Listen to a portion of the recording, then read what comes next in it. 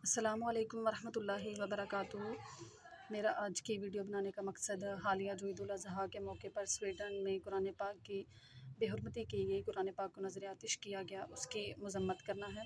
کیونکہ بحیثیت مسلمان ہمارا یہ فرض بنتا ہے کہ ہم اس چیز کی مذمت کریں، اس پر آواز اٹھائیں۔ دراصل یہ واقعہ سویڈن کے دارالحکومت اسٹاک ہوم کی مسجد کے باہر عید الاضحیٰ کے دن پیش آیا، جہاں پر عراق کے ایک شخص ملعون شخص نے قرآن پاک کو نظر آتش کیا۔ وہ اس چیز کی پہلے بھی سویڈن کی پولیس سے کافی دفعہ اجازت مانگ چکا تھا، لیکن سویڈن کی پولیس نے اجازت نہیں دی۔ بالآخر عدالت نے اس چیز کو آزادی اظہار رائے کے خلاف قرار دیتے ہوئے اس شخص کو اس بات کی اجازت دی کہ وہ بے حرمتی کر سکتا ہے، جس کے نتیجے میں اس نے عید الاضحیٰ کے دن قرآن پاک کی بے حرمتی کی۔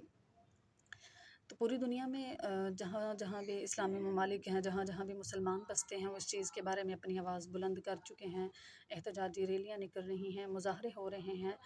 اور ان مظاہروں اور احتجاجی ریلیوں کی وجہ سے سویڈن کو بہت زیادہ نقصان اٹھانا پڑا ہے۔ سویڈن کا جو وزیر انصاف گنار اسٹرومر ہے، اس کا کہنا ہے کہ اس چیز نے سویڈن کو بہت زیادہ نقصان پہنچایا ہے،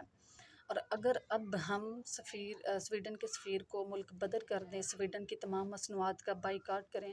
تو اس چیز کا یقین ہے، میں یہ بات یقین کے ساتھ کہہ سکتی ہوں کہ سویڈن کو اور نقصان پہنچے گا، اور سویڈن